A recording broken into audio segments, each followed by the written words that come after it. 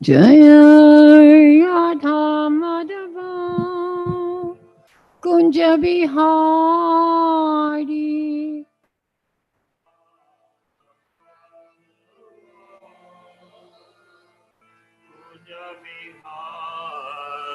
Jaya Radha Madhava Kunja Bihari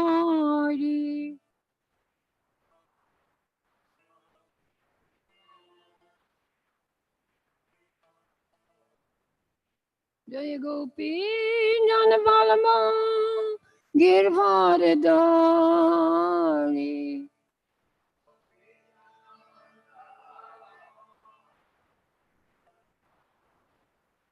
Jaya Gopi Janavalama Girvardhari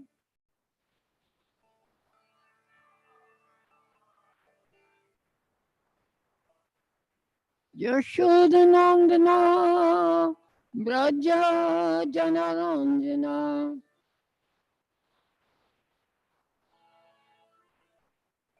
Yashodanandana Braja Janaranjana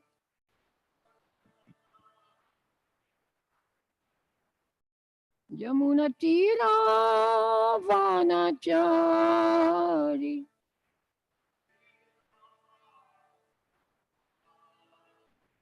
Yamuna Tira Vanachari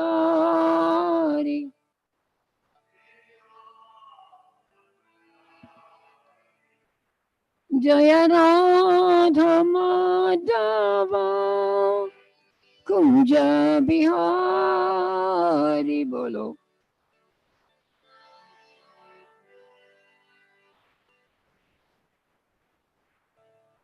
Jaya Gopi Janavalama Girvardhari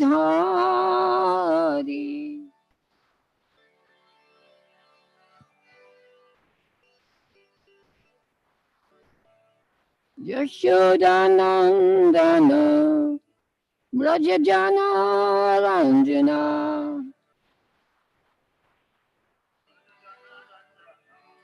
Yashodanandana Brajajana Ranjana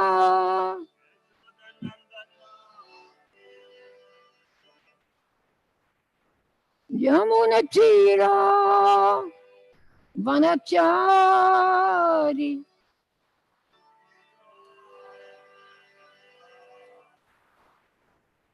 Yamuna Tira Vanachari Yamuna Tira Vanachari Jaya Radha Madhava Kunja Bihari Jaya Radha Madhava Kunja Bihari Hare Krishna Krishna Krishna Hare Hare Hare Ram Rama Rama Hare Hare Hare Krishna Krishna Krishna Hare Hare Hare Ram Ram Ram Hare Hare Hare Krishna Krishna Krishna Hare Hare Hare Ram Rama Rama Hare Hare Hare Krishna Krishna Krishna Hare Hare Hare Ram Ram Ram Hare Hare Hare Krishna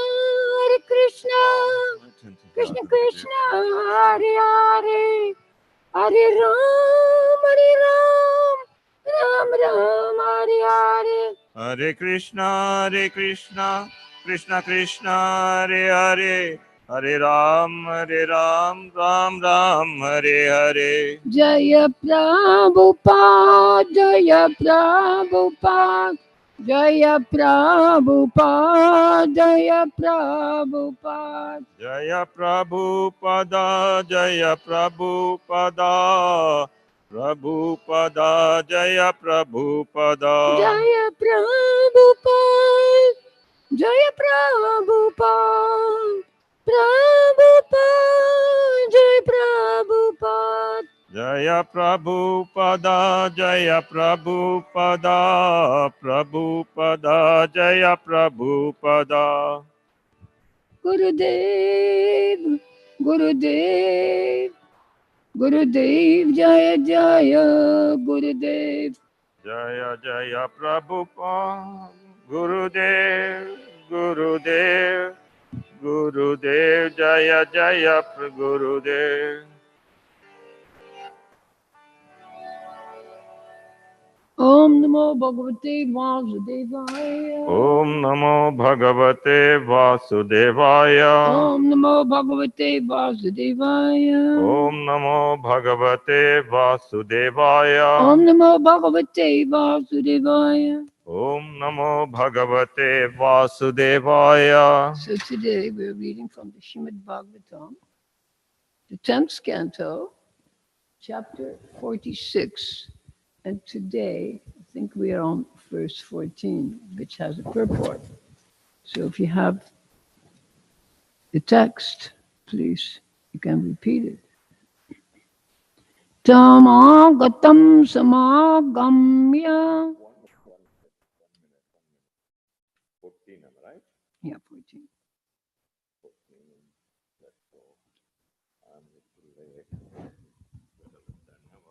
Okay. Tam agatam samagamya. Tam agatam samagamya. Krishna shanucharam priyam. Krishna shanucharam priyam. Nandaha prita parishvaja. Nandaha pritaha parisvajya. Vasudeva diraryatat. Vasudeva diyarchayat.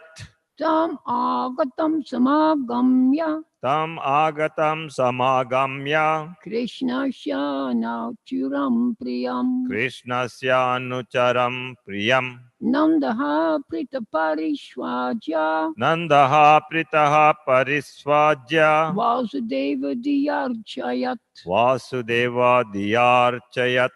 Tam agatam samagamya. Tam agatam samagamya.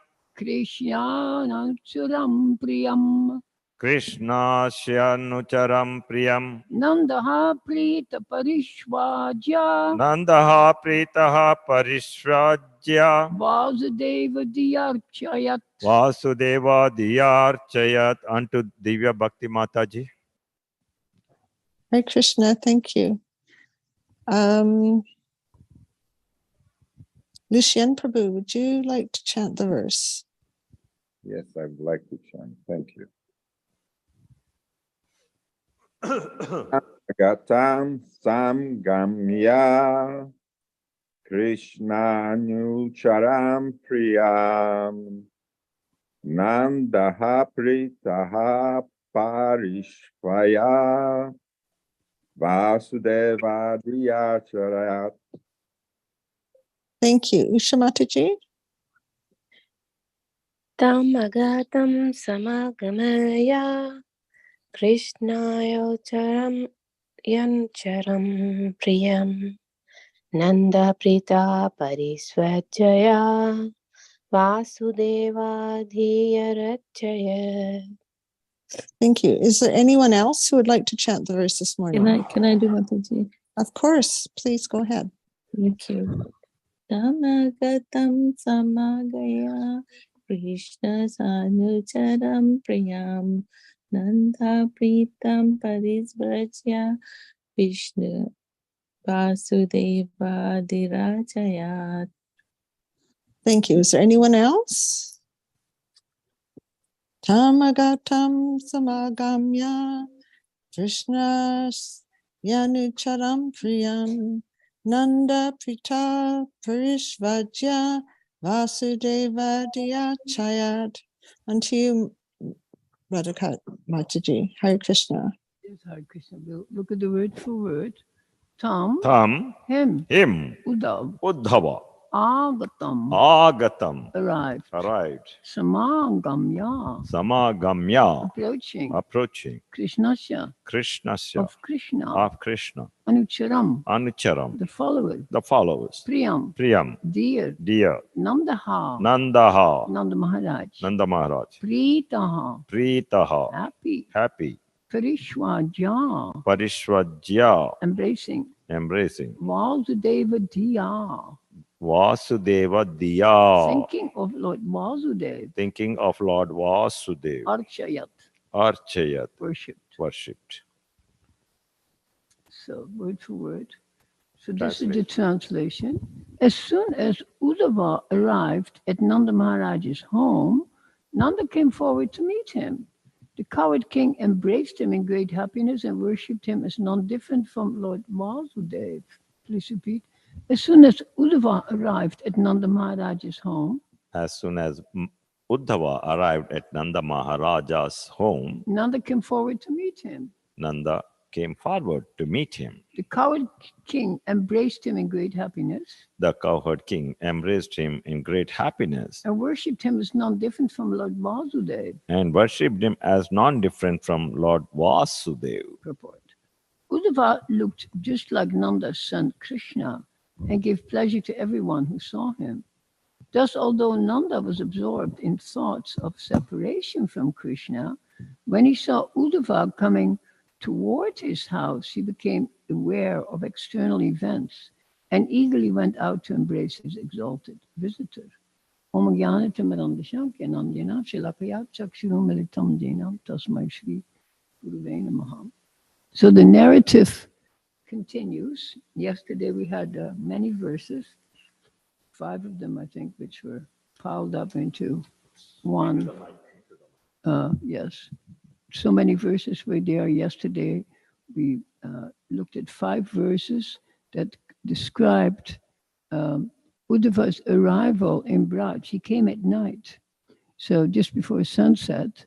It was very beautiful, and it describes the scene of Vrindavan, Braj Loka.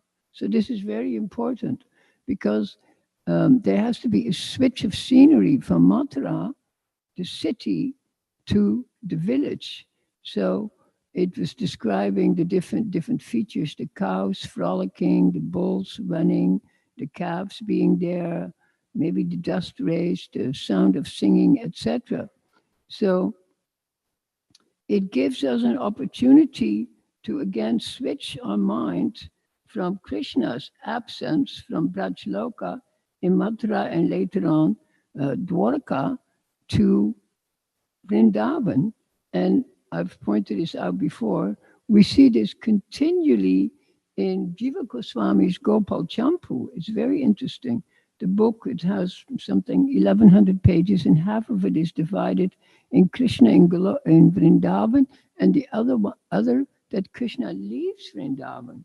But the accent in the second part is always back to Vrindavan. It's about sending messengers, it's receiving messengers, it's thinking about the gopis. It's not like 50, 60 pages go by and there's no reference to Vrindavan. It always comes back. So why is that? Why do we always go back to Vrindavan? Recollect. Yeah, to recollect, but why don't we recollect in another place? What is the charm? It goes without saying.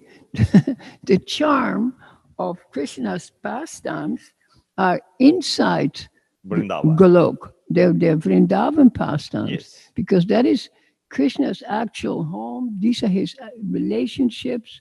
And these are his pastimes are most acute and as a human being.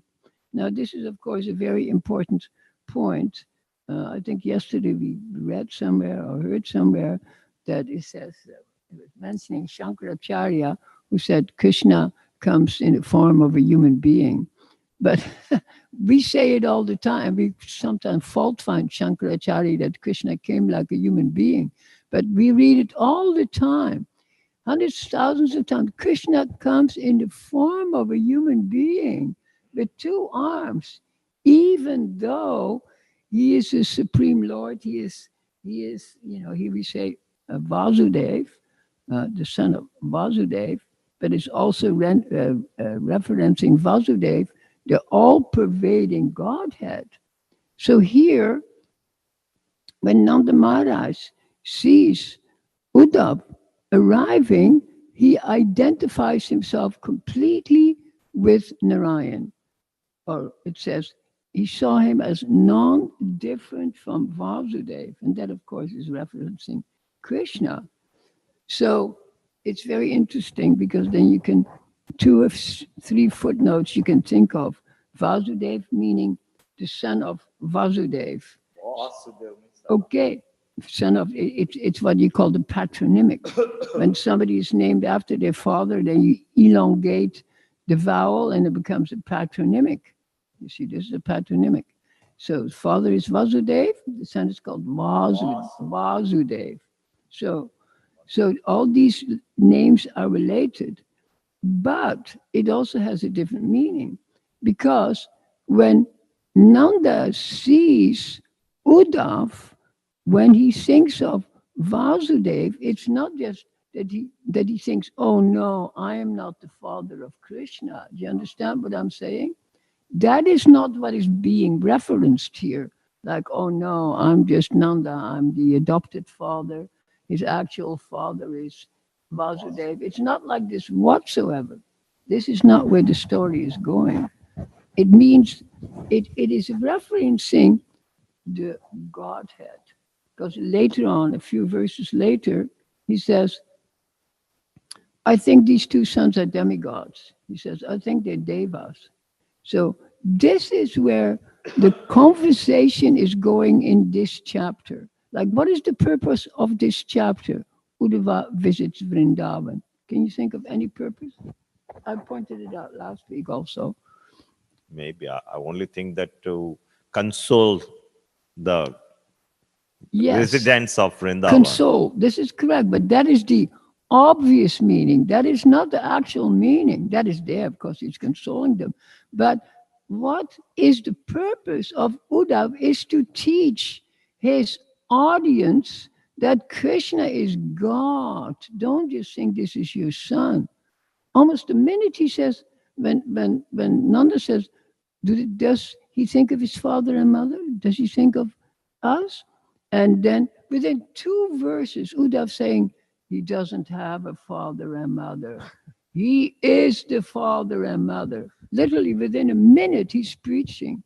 Now, if I ask my audience, there's only one person in the audience. Well, there's tens of thousands, there's many, of course, but not my virtual audience can also answer. I mean, what is the real purpose of this chapter? Anybody can answer, virtual or real. Not to get identified totally with Lord Krishna. Can you please repeat? There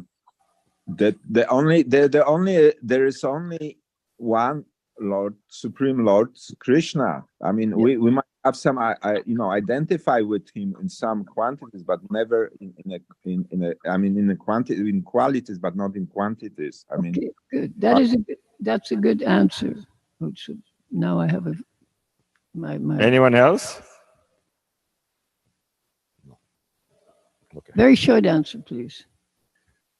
Anyhow, the point is that it is teaching us. Why is this what is the purpose of the Bhagavatam? It's to teach me and you the catechism of who is God.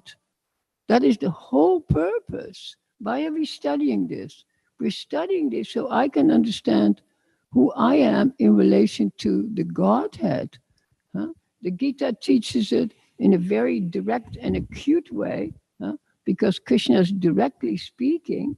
And here, Krishna is also teaching it in a direct way, but Vasudeva is speaking, or Shukadeva is speaking, or some of the sages are speaking. But here, it is Uddhava.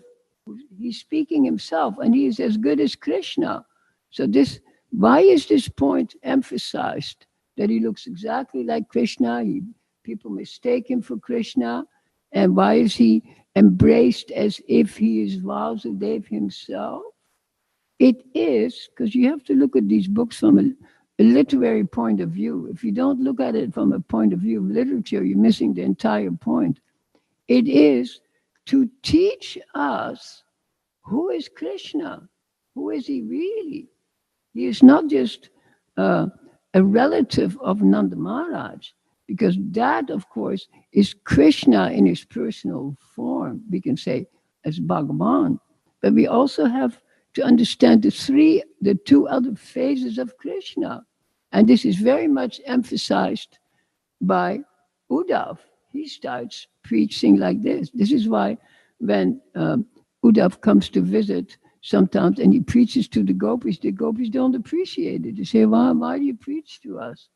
You know, you're supposed to console our hearts, not preach to us, you see?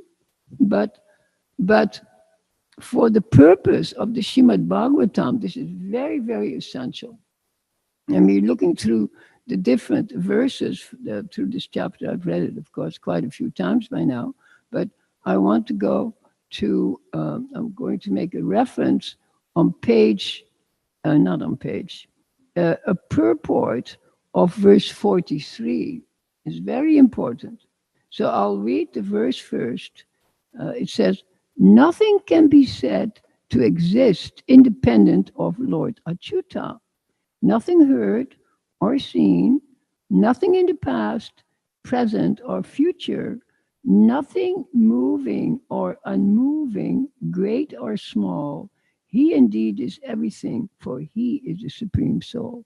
So this is like very much like the theme of the Bhagavad Gita, that Krishna is everything. He is in every atom, he is in every living being, every being is in him. Krishna is the all-pervading Godhead.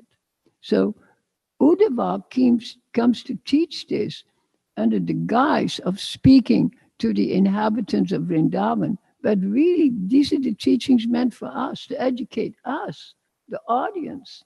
And I think sometimes when we're studying the Bhagavad, we forget that I am being, I can use the word indoctrinated, but I am being taught how to understand who is Krishna.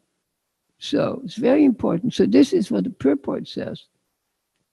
And the purport says, Sri Uddhava is relieving the distress of Nanda and Yashoda by bringing them to a more philosophical plane. He is explaining that since Lord Krishna is everything and is within everything, his pure devotees are always with him. So completely abstract. That is not what Nanda Maharaj and Yashoda are interested in whatsoever. And they close their ears. They say, Yada, who are you talking to? Who's your audience? So the audience is us. Can you see what I'm saying? This is for our benefit. And this is the reason that we're studying these books so acutely. And we cannot just, sometimes devotees, they give a class and they simply go over the plot. What happened and who did what and who said what, and maybe give a psychological reason why somebody did something. But the plot, and we've pointed it so many times, this is only the most elementary part of the story. That's like Bollywood. What happened? What happened? But to understand the theme, what it is, that who is being taught and why is somebody being taught something. So it's very crucial. So the main point here is then that in the purport, that Uddhav is relieving the distress of Nanda and Yashoda by bringing them to a more philosophical plane. So this, of course, is not entirely true. Because do they need to be brought to a philosophical plane? What is the statement for, this purport? Is it for Nanda and Yashoda or for somebody else? It's for us. It's so obvious. It's not, Nanda and Yashoda don't need to understand that he's the super soul and he's Brahman. No, they couldn't care less. They are deep in separation. It says they were so much in separation that it says that Braj Daman took on a completely different look. It was not this ecstasy, but it's only when Uddhav came that it says for a moment Krishna expanded his internal potency and brought a picture of Braj Dharma, which is so attractive. It could have also been like sometimes in Gopal Champu, you read a description of how everybody looked in the absence of Krishna. You can't even imagine. They said they didn't wash their clothes, they didn't dress properly, they hardly ate, they were losing weight, and they were completely disturbed. So they were completely disturbed. So, but then when Krishna, of course, this is Krishna's duty or duta, whatever duta, I think, masculine. Krishna is sending a messenger to lift them up. So then again, it has two purposes. One of them, according to the story, it is to lift up the consciousness of the inhabitants that he has deserted, so to speak. And he says he will come back soon. That is the storyline. But the other reason is to teach us a lesson. It's just like when we read, you can say even Shakespeare or someone like this, then we might say, what is the purpose of all these plays? Is it just to entertain us, or is it also to teach us something? Exactly. So if we studied Macbeth, like say Macbeth, very tragic. If we studied Macbeth only to entertain us, it wouldn't last for 500 years. But these stories, they're teaching us something. They teach us something about attachment, something about anger, something about violence, something about contentment. All these literatures that have survived for hundreds, if not thousands of years, like we study Plato, because they're teaching us something. So these literatures also then, they're teaching something to us. So this is, you can say either it's the overlying meaning or the underlying meaning. It doesn't matter which way you want to accept it. But it is the overlying meaning, because as Prabhupada points out, we have a progressive way towards Krishna. We're going a very progressive way. It's a slow way. And the slow way, or the way, is via different type of literature that will educate us and it will lift us up. And we all know, of course, the Bhagavad Gita, the Srimad Bhagvatam, and then the Chaitanya Charitamrita. So what is the difference between these literatures? What is the difference? They all have a concept of narrative. There's a story in the Gita, what is happening. It's a very most dramatic story, but the whole event takes place in Krishna speaks the Gita in 65 minutes? Very short time, you see. And then the Srimad Bhagavatam, of course, it's conceived in meditation by Vyas. It's written down, and then later on, it's repeated to Shukadev, and then it again goes to someone else and someone else.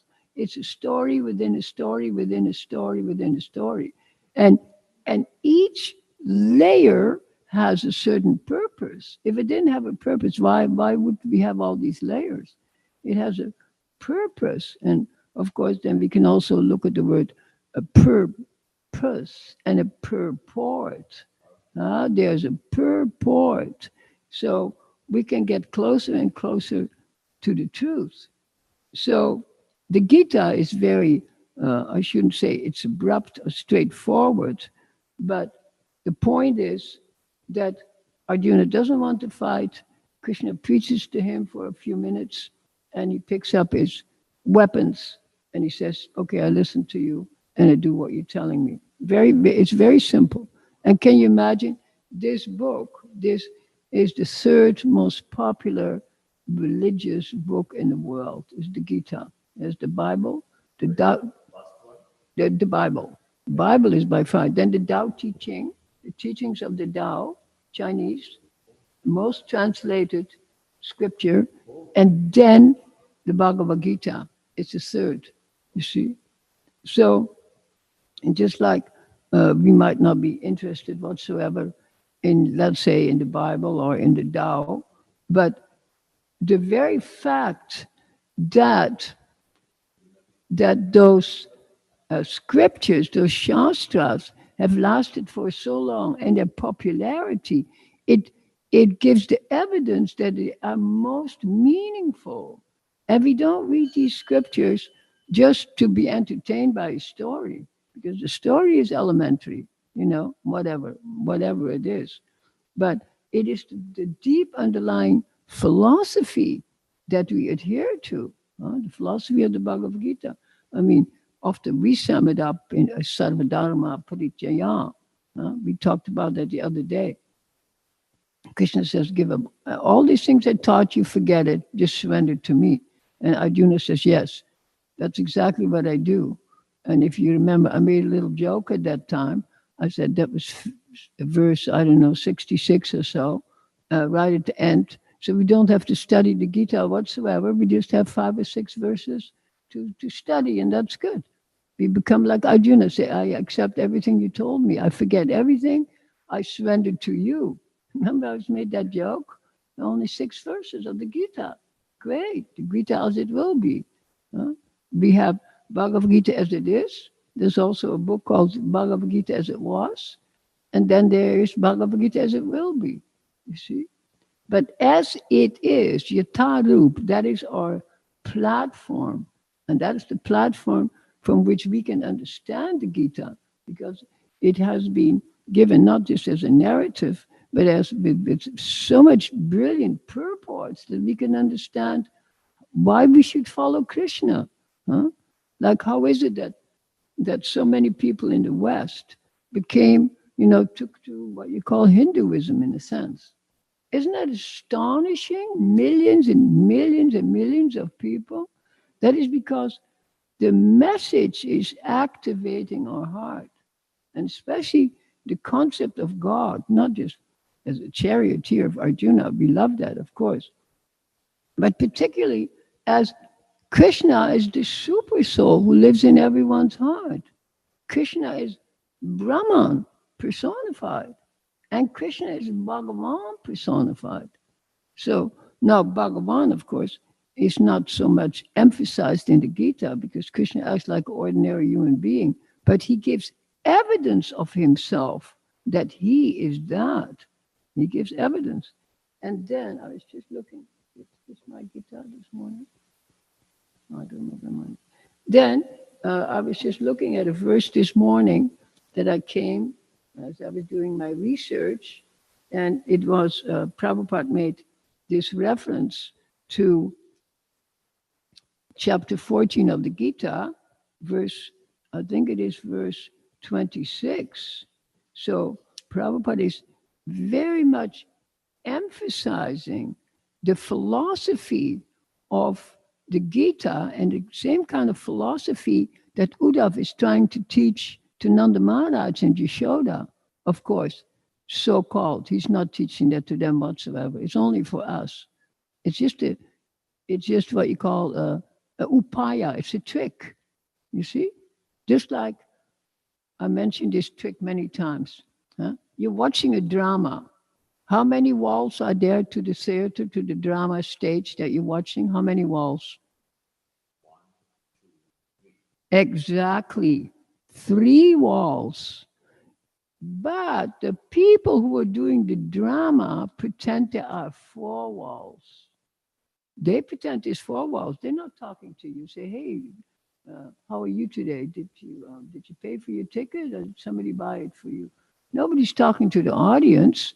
So there is an imaginary 4th wall.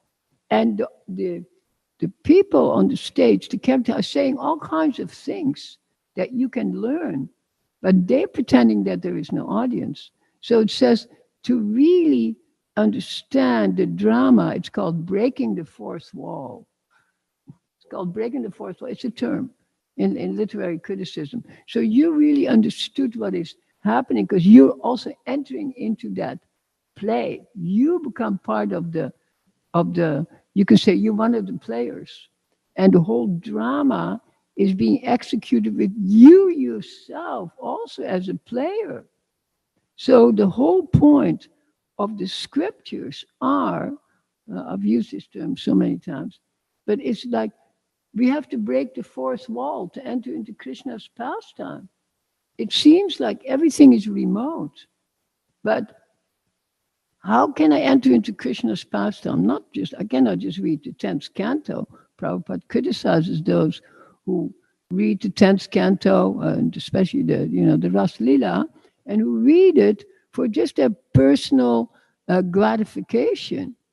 And saying, oh, look at this, beautiful women. I wish I could dance with so many beautiful women. Or they read it for a certain type of stimulus, you see? So, but that is not exactly the point. The point is that when we're reading all these pastimes, that we understanding who Krishna really is. And you cannot understand Krishna as he really is unless you understand Krishna in three phases. And I point this out all the time: Brahman, Paramatma, and Bhagavan. So just as Uddhava, he is quote unquote teaching something to Nanda and Yashoda, but he's not really teaching to them, he's teaching to us. So what is it that we have to learn first before I can understand that Krishna I'm reading about? Like, what do I know about Krishna? I can read about Krishna for 20 years. Do I know that I have an intimate relationship with Krishna? It's cognitive. It's an idea in my head. I don't have any experience of entering into the pastime. And the whole point is to enter in. If you don't enter within, isn't the whole point of going back home, back to Godhead? Going back home, back to Godhead means entering to Golok Vrindavan and playing the game. We don't even want to go to Vaikuntha. That's not even good enough. We're so specific that we want to go only to Golok. And we're even more specific that we want to play in whatever ras I want. Nobody's dictating my ras. Krishna doesn't say, hey, I need more servants. You better become one of these servants. Or I need more friends.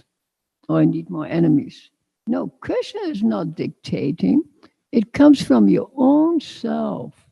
So this ras as to what you really are has to arise from yourself.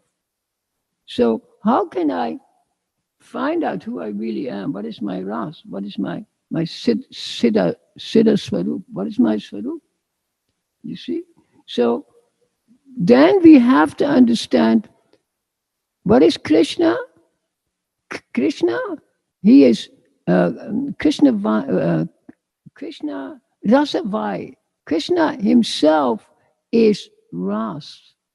So to associate with Krishna in a manner that is agreeable to me, I find out what is my ras. I find out which part I really want to play. Like we don't ask our audience, what ras do you think you're in? Because that's not apropos. I mean, there are places where I used to live in Radhikund, of course. There used to be advanced, quote unquote, personality who would reveal your Siddha Swarup, who would reveal who you are in Krishna's pastimes. Maybe you can pay them $100, or maybe you can become their disciple or whatever. But there's different ways. And in the Gaudiya Mat and ISKCON, we're very much against that. You cannot just go to somebody who's revealing who you are in Krishna's pastimes, because these people who are supposed to reveal, do they know who they are in Krishna's pastimes? There's so much cheating going on. Prabhupada himself always obscured what role he played in Krishna's pastime. What is his swarup? What was his ras? Right? Do we speculate on it very much, or sometimes? What do you say, Lilananda? Do we speculate on what's Prabhupada's relationship to Krishna? Come close. 1 minute. I've heard said that is one of the Gopa. Yeah, that is the very true. And generally, even though we don't speculate, it's generally accepted that Prabhupada is in Sakyaras. And of course, we're not making any evidence, but the very fact that Prabhupada left the planet before he's discussing the Ras Lila, I think is rather telling. He did not go in there. And Prabhupada himself, was not his favorite subject matter per se. He always warned us against, intimate pastimes of Radha and Krishna. And his emphasis was much more on the Sakyaras, of course, what to speak Dasharas, what to speak of Vatsalya Ras. You see, they have a very different flavor from Madhurya Ras, which is Madhurya.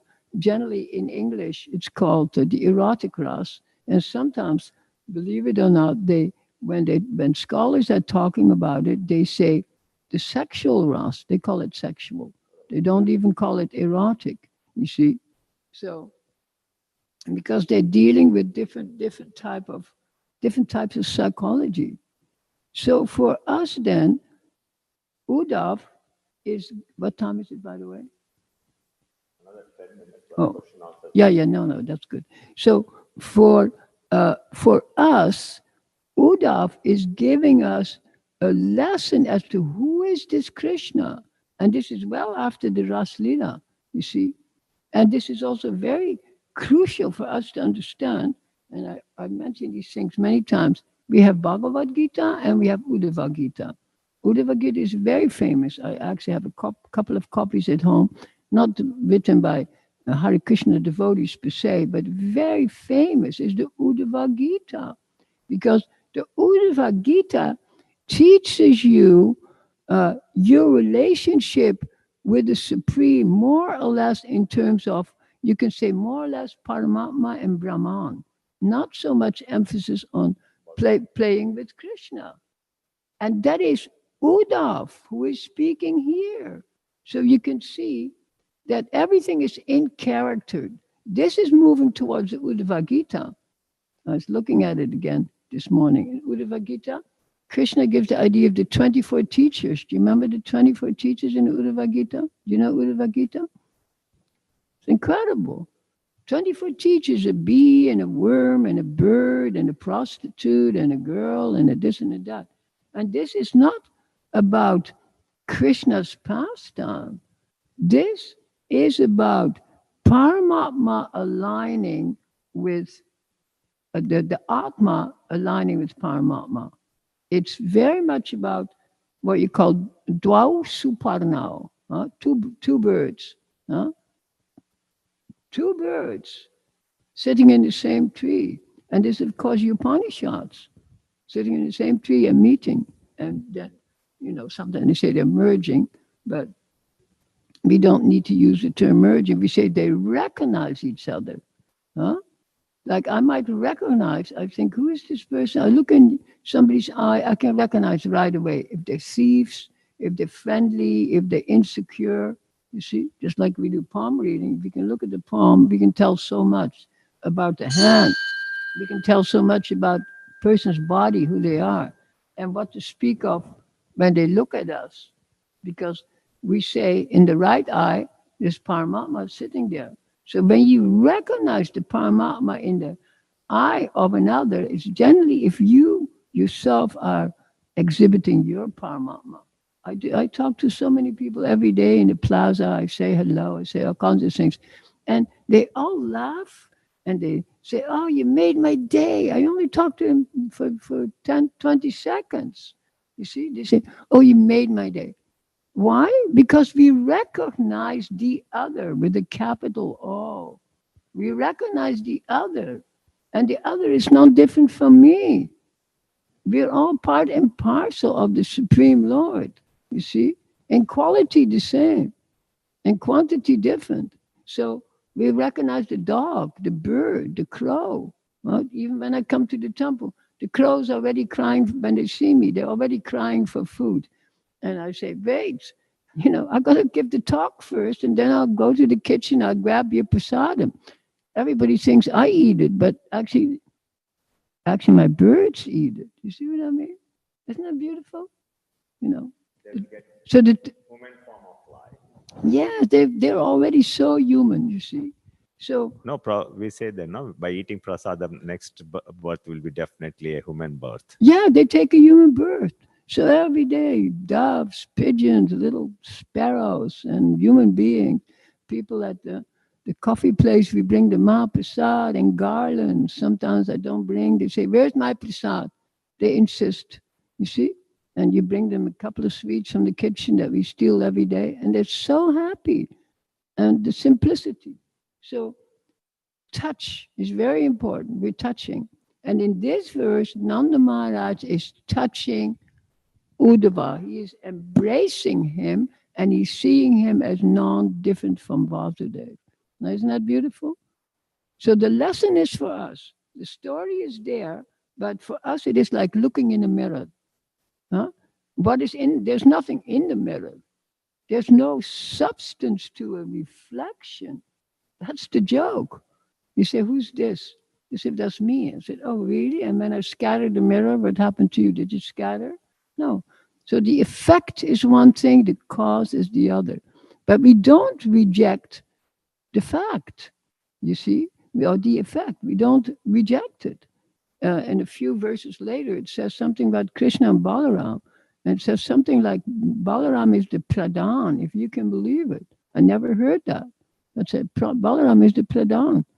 Krishna is the cause, and Balaram is, exhibiting nature.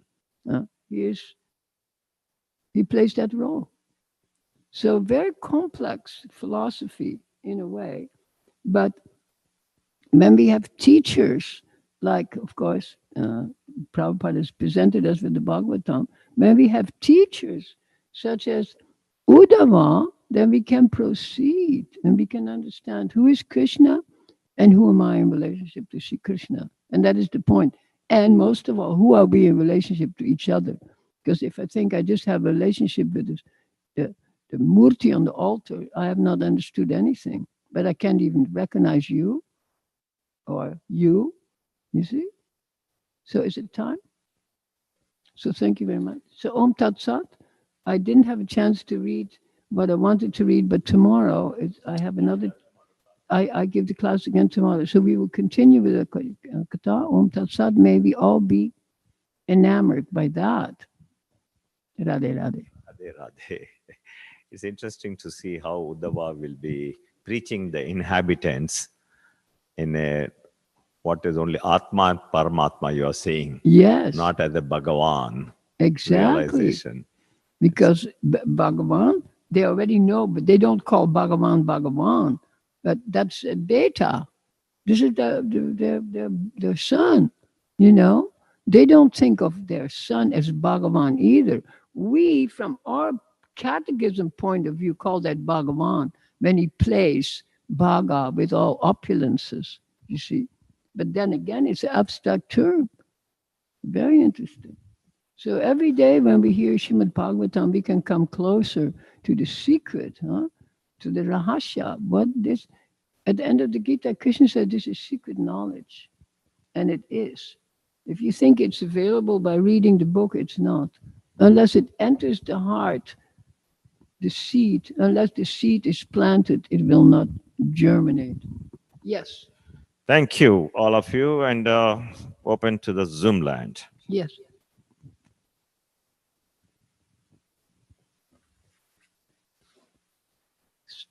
Stand audience. Isn't that beautiful? So if there's no questions, I'm very happy. We will abdicate, and tomorrow we will continue our conversation. Okay. ठीक है. Radhe Radhe. Radhe Radhe. Everybody have a most Radhike Radhike. beautiful day. Radhe Radhe. Thank you, Mataji. Very nice Thank you, class. Mataji. Thank you, Mataji. Thank you Yes. so much. It's good to have my beautiful audience. It's my inspiration. Thank you. Thank you. Radhe Radhe. So good. I had the most acute audience. Here's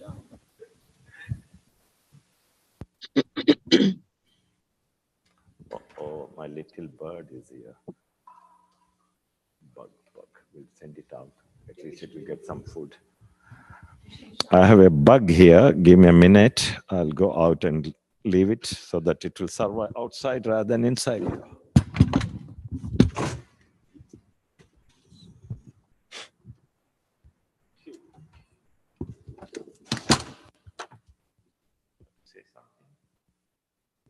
Okay, today the class